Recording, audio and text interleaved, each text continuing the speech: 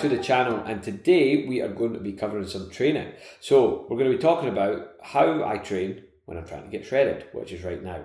We are, I think, 4 weeks or 3.5 weeks into a dieting phase now for a photo shoot prep, and things are going relatively well. I actually weighed in this morning at 72 kilos, which is the lowest I've weighed in yet. However, this is not actually a progress update in this one. We'll do a separate video for that. Today is more of a look into the training and how I would train if I was looking to get shredded, which I am. So this is how I'm training right now. We're going to start with a split, right? So my training split right now is something I was actually looking to kind of change slightly, because what I have been doing is I've been doing push on a Monday, so chest, shoulders, triceps, and then on a Tuesday I've been doing back, which includes deadlifts. And then usually I'll take the Wednesday off, I'll train on the Thursday and I'll do legs, or legs gets put off to the Friday, just depending on how my week lies. And then I'll do an upper body / kind of mix session. To be honest, the fourth session, there's no structure to it. It's just whatever I fancy. And whatever I fancy tends to be a bit of the stuff that I feel like I'm kind of struggling with, or need to bring up a little bit more. So that might be a bit more back, it might be a bit more shoulders, a bit more arms. It should really be calves, but I'll be honest, I don't do enough calves. There we go, I've admitted it. Anyway, so today we're going to look at the push session, because if I showed you the whole training split in one video, if I videoed every exercise, you'd be here all day, and I don't think you want to watch me all day. So we're going to cover push today and talk about how I structure my push sessions and why I do it that way. So to start off push day, I'm actually doing a little bit of stretching. So before this, I've been sat at a desk all day, as I usually do. Monday is usually a content day for me, so I'm getting content ready for the week. So basically just sat there creating content, stuff that's already been recorded, putting it all together. So it's literally just a laptop kind of editing day. So yeah, the first stretch I'm doing is a cat stretch, which funny enough, I've got a dog next to me in the video as I'm doing that. And again, this is just opening up the chest and like basically getting a good old stretch into the lats, and the pecs and everything are on a bit of length here.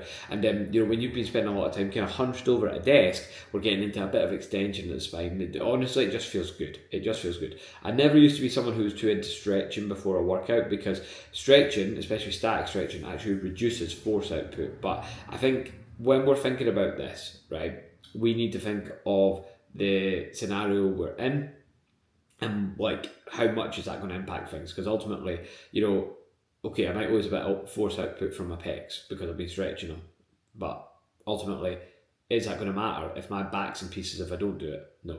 You could do a bit more like a kind of dynamic stretch. You could do a bit of like kind of low level isometrics, things like that make more sense on paper. But honestly, this just feels good. It feels good, so that's why I do it. And the same, a bit of rotation there as well. Just again, it feels good. Rotating my spine, moving my spine, and doing these kind of movements after spending the day sat at a desk. So on to the bench press, and first thing I'll do is just warm up with the bar. You see people in gyms that will like just jump right up to like their top weight, and you'll see them jump on, they're like grinding out a set their top weight straight away after no warm up. Like at that stage, your nervous system is just going, fuck this. It's there's no way that your nervous system is ready for that, and then it must make it feel 100 times harder than what it should be. So what I do is I've got a bit more of a pyramid approach, and I'll start with really low weight and I'll do higher reps, and that just gets some warmth into the muscles, it gets all the fluid moving in the joints, and it just gets you ready for action, right? And as I get closer and closer to my working set, I'll reduce the reps, okay? So it might look like, 15 to 20 reps at the barbell, followed by, 10 reps at 60, followed by 3 or 4 at 80, followed by 1 or 2 at 100, and then depending on how heavy I'm going, I might do 1 rep at 120, for example, if I'm going slightly heavier. So for my bench press, I've been following like a 5-3-1 program. Some of you guys might have heard of that, some of you might not have. It's a guy called Jim Lender that came up with a 5-3-1 program, and it's a percentage-based powerlifting program. And the reason that I follow this is I think it's just a good structure to follow when it comes to trying to build up strength in your compound lifts. And it prevents you from like overreaching, essentially. And for me, this was the 5-3-1 week, and that is followed by a deload week, which, I have a hard time taking deloads, I really do, because like, I always think like, what's the point? I don't feel fatigued, I don't feel like I've like been redlining it. But every time I've done a deload on the 5-3-1 program and came back the following week, I've came back really strong. I felt so good after it, so I trust the process. So my first working set was 100, it's meant to be 103 because this is percentage based, right? So you use your 1 rep max to figure out your percentages, and it was meant to be like 103 basically, right? Is what it was meant to be. But obviously, we're not going to get that specific. I have got 0.5 kilo plates there, but I'm not going to get that specific. I rounded that, I think I rounded that to 105 actually. And then the next set, so we went up to 120 for free on the free set, so it was 5 at 105, and then 120 for free, which I'm just watching back now to see how that went. But like for memory's sake, it was really easy. Yeah, it's moving well. There we have it, easy enough. You'll notice with me on the bench press, like there's a lot of leg drive. I get my feet back as far as I can. I drive my toes into the ground. I push down through my heels. You'll see a little lift in my hips. A lot of people will call me out and they're like, oh, your hips are off the bench or your arse is off the bench. And I'm like, well, I don't fucking care. I'm not planning on competing in powerlifting. So on to the top set, which I'm trying to get the video up for here. Here we go. And the top set today was it's meant to be 131. I called it 130. So that was meant to be 1 plus. So on the final set, it says 1 plus, okay, so like, you know, obviously if you can do more, do more. 130 for me at this body weight, 72 kilos, is, you know, it's a big lift, but I didn't really doubt it. First one going up there, pretty easy. It's funny watching your own training back, to be fair. Again, it's going, yep. And last one. A bit of a miscommunication here, because I did shout to the spotter, I shouted mine, but I think he thought I meant like take it. I think he thought I was struggling, but yeah, an easy 130 for free there, to be honest. Could potentially have squeezed out half a rep more, but you know, that was fine. I was happy with that. I was happy with free. And again, considering the fact that I'm dieting, I'm pushing pretty hard. Yeah, I'll take that. I'll take that all day long. And if I can even just keep my strength up, I'll be happy enough. So the next exercise for me is the high incline cable press. And incline like pressing in general is something that I see like messed up quite a lot, because like a lot of people, if you're trying to hit the upper portion of the pec, that needs to be the highest point of your pec. If you've only got up 1 or 2 inclines and you've got like, you know, quite a big rib cage, chances are you're probably only getting a little bit of mid pec. So the highest point of your pec is going to be the one that is like basically doing the most. So you can see that I'm quite upright here. You could argue that I could actually do with even being up 1 more, which is why I've just moved it up 1 more after that warm-up set there. You'll see that I'm even higher. Like there's a fine line between this and what would be a shoulder press, right? But what I'm trying to do here, and I'm maybe not making a very good job because this is heavy, I'm struggling, but I'm trying to get that arm path to match the path of the upper pec. So I'm trying to come up and in, keep my arms kind of narrow at the start, and then come up and in, and think about bringing my hands like up over my head like that, okay? As if I'm trying to like clap my hands above my head. I'm trying to follow that arm path and get a lot more upper pec in there. And I'll be honest, like either doing this as a press or doing this as a fly, there isn't another exercise out there where I feel like my upper pec is really working as hard as what it does in this. So yeah, if you've not tried this, I would highly recommend giving it a try. But ultimately, you need to get that angle of incline right. Otherwise, you're not going to get the most out of it. You're going to, again, probably just turn it more into a mid pec sort of press. So as we move on to the side X chest press now, the pin loaded chest press, this machine can go 1 of 2 ways. You can either do it as like a kind of pushing out sort of movement or a pushing in, more of a convergent movement. So you've got the choice between the two in this. The way that I'm setting this up, it's a third press in this training session, and I'm setting this up to be more of like a lower pec sort of press, right? So you'll see that I am arching my back. You'll see that the highest point, or the point that's sticking out the most, is going to be my lower pec, and I'm basically just trying to shift as much load as I can here. So like, you know, I've got a decent amount of stack on there. I think it's like 275 I've got in there, which is, you know, it's certainly getting down there, and this is just about moving load, which I'm doing, and I would say I'm doing pretty well. Like, it's not as if the form is bad by any means, you know, it's still controlled and we're still like moving it well. Like we're not like letting it come slamming down or anything like that. It's just, you know, it is just pushing some fucking weight. That's all it really is here. Sometimes in a back off set I will like push in and converge and do a little less weight and get a bit more of like a pump out of it, but yeah, it's just about shifting weight here. You'll notice as well that I'm using the fat grips in this. Just, I think, you know, it's giving you that bit more like contact surface area on the hand, and I just think it feels a lot nicer. Anytime I've ever had like some sort of like wrist niggle or injury, it's been after using like a fairly narrow kind of barbell or a machine with fairly narrow handles. So using the fat grips then allows you to spread that load a lot more, and just a lot nicer on the wrist, to be honest. That combined with the wrist straps as well. The next exercise was meant to be tricep pushdowns on the cables, but to be honest, the gym got really busy, as it does. Every time I bring the camera out, it got really busy. So I jumped on the Cybex tricep extension machine. The way that this is set up, because we've got a pad underneath here and we're coming back into this position. This is actually like a fully lengthened tricep in this position, okay? So we're getting into the stretch. So we want to take advantage of that stretch. So starting from a stretch position and extending our arms out and forward.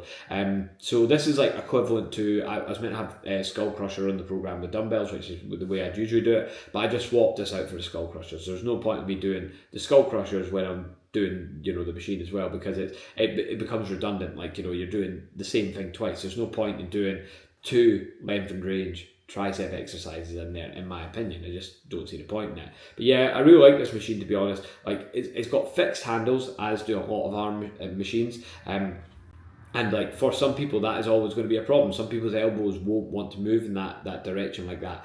With the tricep, it's not as much of a problem, because like the what's called a carrying angle. So when you turn your palms up, right, and you do like a bicep curl, you'll probably find that your arms are coming up and in. It's not like a direct hinge, right? So when it comes to doing that with an underhand grip, with a supinated grip, then yeah, like that may happen. You may have a bit of a carry angle, and a lot of bicep curl machines or bicep curls with like barbells might not be appropriate for the way that your elbows want to move. But when we get into this hammer grip, when we get into more of a neutral grip, it tends to be a bit more, for most people, tends to be a bit more like of a straight hinge. So assuming you're not too wide to fit in this machine, this is usually pretty good for a lot of people. They don't tend to have a lot of problems with it.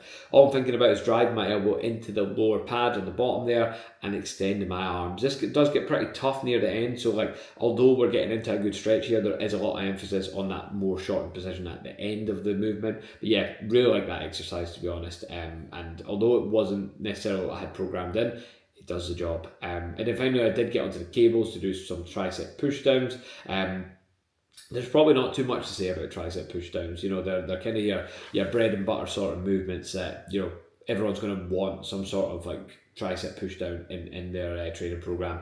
I like to set this up like so you can see that I'm like kind of getting really underneath the cables, and as well, like something I noticed when people are doing tricep pushdowns is a lot of the time like they're not getting like much of the kind of stretch part of the movement at the top. They're only coming up to like their arm is like kind of 90 degrees to the floor, like their upper arm's like horizontal to the floor. They're not getting up into that bit where it comes up and they do get a bit of a stretch. And although this is a shortened range emphasis exercise, because ultimately we're getting the tricep into the fully shortened position, which is when your arm is extended by your side and your shoulder is back. That's a fully shortened position.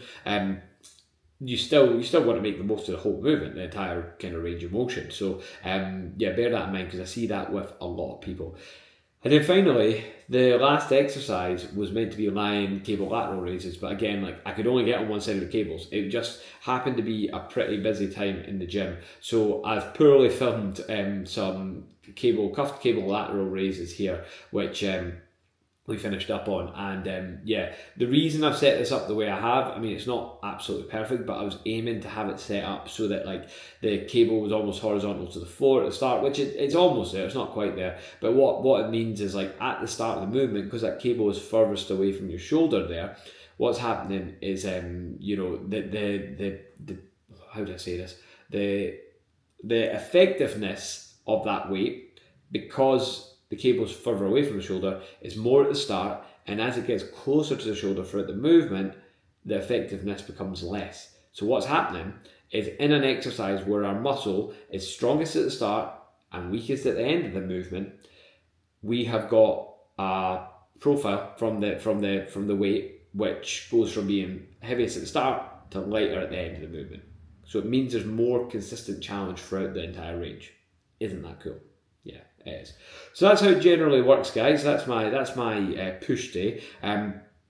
There's, in terms of sets and reps, like I said this I ran a workshop last weekend for some of my clients and some gym members, and we're covering training and intensity. And I said to them, I was like, look, the amount of reps you do is irrelevant, in my opinion. Like, don't get me wrong, like, we can look at volume from the perspective of like how you're recovering from certain volumes. We can look at it from like how you're growing with a certain amount of volume. But volume is nothing without intensity. If you're not training hard, then the volume is useless. You could do as many sets and reps as you want, and it's useless. Caveat to that, yes, if you're brand new to training, you can do a lot of volume and not do it like very intensely, and you'll grow, right? But when you've been training for a while, like me and like you that's watching, then you need the intensity. You need the intensity to be there. You need to be getting to the point that like you're struggling to get those last few reps. And like I said to the guys at the weekend, you maybe wouldn't go to complete failure in a back squat, right? Because it's stupid. You might hurt yourself. But you know, when we're doing cable lateral raises, for example, when we're doing leg extensions, for example, when we're doing the Cybex chest press there, for example, is there any reason we can't go to complete failure? Which again, caveat to that, what is failure? Because there's concentric failure, which is like using the chest press as an example, that's when I'm pushing up, right? That's concentric failure. I can't finish that rep to get up there. But then if someone helps me through that part of the rep and gets me to the top, I've then still got more energy to bring it down because you don't need to produce as much force on the way back down. So there's concentric failure, there's eccentric failure, and then you can do like a hold as well. Like an isometric, there's always a bit more you can get out of that. You can maybe just hold it halfway and see how long you can hold it there. And then you could do drop sets, you could do rest pauses, you could do mechanical drop sets, you could do all sorts of different intensifiers to keep it going. So where is that point of failure? That's a good question. You need to almost establish what sort of failure you're going for. And this is what I was covering with the guys at the weekend. It was, I think eye-opening for them. And what I was trying to get them to get out of it is, like, I put everyone through a set on something and pushed them really hard, whether that was a drop set or whether it was just a straight set that's taken to failure, or whether it was concentric failure or eccentric failure. We took people through every sort of failure so that they could see, right, there's always a bit more you can give. So that when they're going in the gym and they're like, oh, that was a really tough set. Like, I want the standard of really tough set to be so high that most of the time, like if this is your idea of like, let's just say this is like a, you know, concentric, eccentric, isometric failure followed by, you know, a quadruple drop set, you know, and you're struggling to lift your limb at the end of it. You can't even, if it was like a side raise, you're struggling to even lift your arm up to the side. That, if that is up there, I want you kind of training at least kind of here a lot of the time, at least to concentric failure. You know what I mean? So like when we raise the standards, that raises the standards of the whole training, right? The training as a whole. And guys, to grow, to build muscle, progressive overload with the right intensity, with the right exercises for you, that's all you got to do. And you just got to keep doing it repeatedly, day after day, week after week. At the start, your weights will go up and they'll fly up and you'll get stronger and stronger, and over a 6-week period or 12-week period you'll see some massive changes to the amount of lifts that you're doing or the amount of weight that you're doing, and then it'll slow down eventually and you'll be fighting for one extra rep week on week, you know, or it might be that you're just doing the same weight for the same intensity for the same amount of reps but you're cleaning up the reps, you know. It will slow down. But that's when you got to fight it even more. You got to keep pushing. You got to keep. That's when one extra rep each week really becomes something big. You know, it's those micro progressions. So yeah, bit of a tangent there on the intensity side of things, but that's what we want to do. But yeah, as we're dieting, we want to keep that intensity up. There's no reason to slow down with that intensity, unless of course you are like redlining it, you're overreaching. But you know, chances of most of you guys doing that are pretty slim, to be honest. Let's be honest, most people don't train hard enough in the first place. So right, I'm going to wrap it up at that before I keep talking even longer. Let me know if you've got any questions on that, and we will cover the pool day on another video soon.